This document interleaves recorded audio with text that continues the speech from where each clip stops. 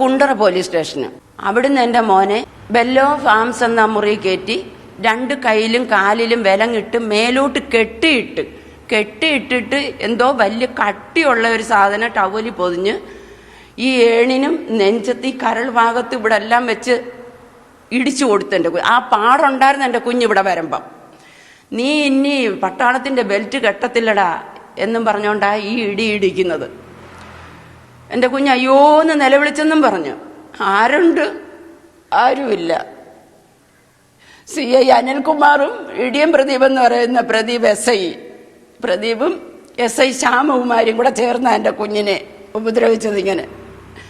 എന്നിട്ട് എൻ്റെ മോൻ്റെ മൊബൈലും പാൻ കാർഡും ആധാർ കാർഡും ലീവ് സർട്ടിഫിക്കറ്റും ഐഡൻറ്റി കാർഡും മേടിച്ച് പൂട്ടിവെച്ച്. എന്നിട്ട് അവിടുന്ന് പിന്നെ ഇവർ താലൂക്ക് ഹോസ്പിറ്റലിൽ കൊണ്ടുപോയി. അപ്പോൾ കൊണ്ടുപോകുമ്പോൾ ഇവിടെ ഇങ്ങനെ മുറിവുണ്ടായിരുന്നു. അത് നമ്മുടെ ആ ഹോസ്പിറ്റൽ റിപ്പോർട്ടിൽ എഴുതിയിട്ടുണ്ട്. എന്തോ വെച്ച് ഇടിച്ചതാ. അത് എവിടെ ഇടിച്ചു? അവരുടെ വീട്ടിൽ നിന്ന് ഇടിച്ചോ, പോലീസുകാരിടിച്ചോ? എന്നിട്ട് തലേ മുറിവുണ്ട്, കയ്യിൽ മുറിവുണ്ട്, കാലയിൽ ഒരു സൂചിമന പോലുള്ള ആണിയുടെ ഒരു കുത്തുള്ള പാടുണ്ട്. അത് ഫോട്ടോ ഉണ്ട് ഇതിനകത്തല്ല.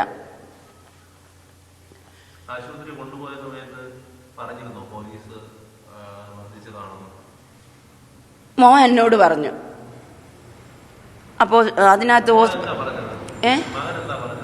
പോലീസ് എന്നെ ഒരുപാട് ഉപദ്രവിച്ചെന്ന് പറഞ്ഞു, ഒരുപാട് മർദ്ദിച്ചെന്ന് പറഞ്ഞു. ഒരുപാട് മർദ്ദിച്ചു കുഞ്ഞിനെ. നാവിപ്പാട്ടിനൊക്കെ ചവിട്ടി പോലീസുകാരെ. SI ഇടിയം പ്രദീപ്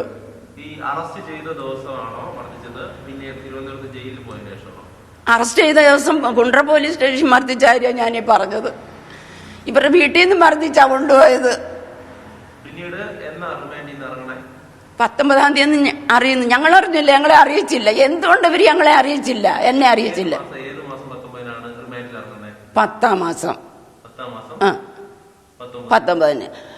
അത് പിറ്റേ മാസം 4-ാം തീയതി എൻ്റെ മോനെ ഇവിടെ ഒരു ഓട്ടോക്കാരൻ, പോലീസുകാരുടെ സഹായിയായ ഒരു ഓട്ടോക്കാരൻ ഓട്ടോയിൽ കൊണ്ടുവിട്ടിട്ട് പോയി.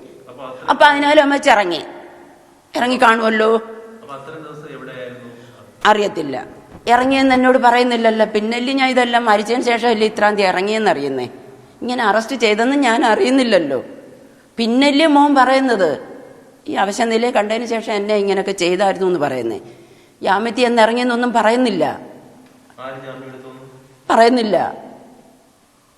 അതിനാലും വെച്ച് ജാമ്യത്തിൽ ആരിറക്കി, എവിടെ കൊണ്ടുപോയി?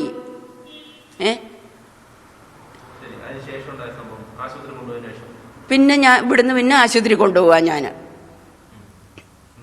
അതിനകത്തുനിന്ന് റിപ്പോർട്ട് എനിക്ക് കിട്ടിയിരിക്കുന്നത് 27-ാം തീയതി. ഞാൻ 27-ാം തീയതി ചായയായിട്ട് വരുമ്പോൾ ഒരു 6:30-7 മണിയൊക്കെ ആയി. ചിലപ്പോൾ ഞാനൊരു 5 മണിയാകുമ്പം വരും, ചിലപ്പോൾ 5:30 ആകുമ്പം വരും. അന്ന് ഞാൻ 6:30-7 മണിയാവാറായപ്പോൾ എത്തി ഇവിടെ. അങ്ങനെ വന്ന് ചായ കൊടുക്കാനായിട്ട് വിളിച്ചുണർത്തുമ്പോൾ ആളനക്കം ഇല്ലാതെ കിടക്കുന്നു. അങ്ങനെ ഞാൻ പിന്നെ ഇവിടെ എല്ലാവരെയും ഞാൻ എല്ലാവരെയും വിളിച്ച് ഒന്ന് വന്ന് നോക്കും, മോൻ അനങ്ങാതെ കിടക്കുന്നു പറഞ്ഞപ്പോൾ അവരൊക്കെ പിന്നെ പോലീസിനെയൊക്കെ അവരൊക്കെ തന്നെ വിളിച്ചത്. പിന്നെ എൻ്റെ മക്കളെയൊക്കെ വിളിച്ചറിയിച്ചവരെല്ലാം വന്നു. ഒന്നും നമുക്ക് അറിഞ്ഞൂടല്ലോ. എനിക്കറിയത്തില്ലല്ലോ എങ്ങനെ മരിച്ചതെന്ന്. സാധാ മരണമെന്നാണ് ഞാൻ കരുതിയിരുന്നേ.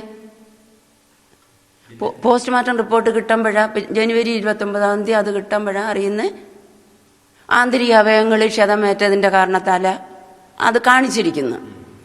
തലയുടെ പുറവശത്ത് മുറിവ് കാണിച്ചിരിക്കുന്നു, നീർക്കെട്ട് ഉണ്ടായിരുന്നു. ഇതൊക്കെ എങ്ങനെ സംഭവിച്ചു? മരണകാരണം പറയുന്നില്ല, മരണസമയം പറയുന്നില്ല. ഇനി ഞങ്ങൾക്ക് റിസൾട്ട് കിട്ടാനുണ്ട്, 5 എണ്ണം കിട്ടാനുണ്ട്. പാരിപ്പള്ളി മെഡിക്കൽ കോളേജ് പറയുന്നത്. അതോടെ ഞങ്ങൾ പരാതി കൊടുക്കാന് അതാ DYSP, DGP 5 പേർക്ക് കൊടുത്തിട്ടുണ്ട്.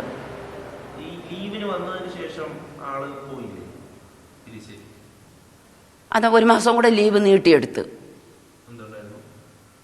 അത് അവരുടെ കാര്യങ്ങളായിരിക്കും. എന്തിനാ നീട്ടിയെടുത്തെന്നുള്ളത് എനിക്കറിയത്തില്ലല്ലോ. അങ്ങനെ എടുക്കും, അവരൊക്കെ അങ്ങനെ എടുക്കും, നീട്ടിയെടുക്കും. അറിയിച്ചിട്ടില്ല. എന്തുകൊണ്ട് അവരെ അറിയിച്ചില്ല? ഒരു ജവാനെ അറസ്റ്റ് ചെയ്യുമ്പോൾ അവർ നിയമമാണ് അവിടെ അറിയിക്കേണ്ടുന്നത്. ഇവരറിയിച്ചില്ല, ഞങ്ങളെ അറിയിച്ചില്ല.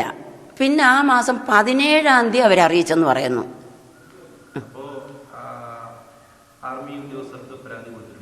കൊടുത്തില്ല, കൊടുക്കണം. അപ്പൊ ഇതൊരു പ്ലാനിങ്ങോട് കൂടിയുള്ള കൊലപാതകമായിരുന്നു. എൻ്റെ മോന് നീതി കിട്ടണം. ഒന്നുമില്ല. ഇവനൊരു ക്രിമിനൽ കേസിലെ പ്രതിയല്ല, ആരെയും കൊന്നിട്ടില്ല, അടിച്ചിട്ടില്ല. ഇവനൊരു വിരോധികളും ഇവിടെ ഇല്ല.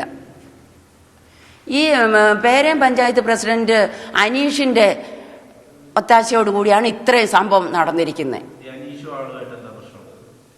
അവളുടെ ആൺ സുഹൃത്തിൽ ഒരാളാ, എൻ്റെ മോൻ്റെ ഭാര്യയുടെ ആൺ സുഹൃത്തിൽ ഒരാളാ. അവിടെ വരവും പോക്കും ഉണ്ടായിരുന്ന അയാള്. അപ്പൊ ഇവര് തമ്മിലും തർക്കം ഉണ്ടായി കാണുമല്ലോ. അനീഷിന്റെ സഹായത്തോടെയാണ്. ഇല്ലെങ്കിൽ പിന്നെ സാറേ എന്തുകൊണ്ട് എന്നെ അറിയിച്ചില്ല, ആർമിയിൽ അറിയിച്ചില്ല? ഈ നാട്ടിൽ കിടക്കുന്ന ഈ 5 കിലോമീറ്റർ ദൂരേ ഉള്ളൂ കുണ്ടറ പോലീസ് സ്റ്റേഷനിൽ നിന്ന് നമ്മുടെ ഇവിടെ വരാനും. എന്തുകൊണ്ട് അറിയിച്ചില്ല? സ്ത്രീധന പീഡനം എന്നും പറഞ്ഞ് കള്ളക്കേസിൽ കുരുക്കിയാണ് എടുത്തിരിക്കുന്നത്. അല്ലെങ്കിൽ ഒരു പീഡനം വേണം, ഇതൊന്നുമില്ല.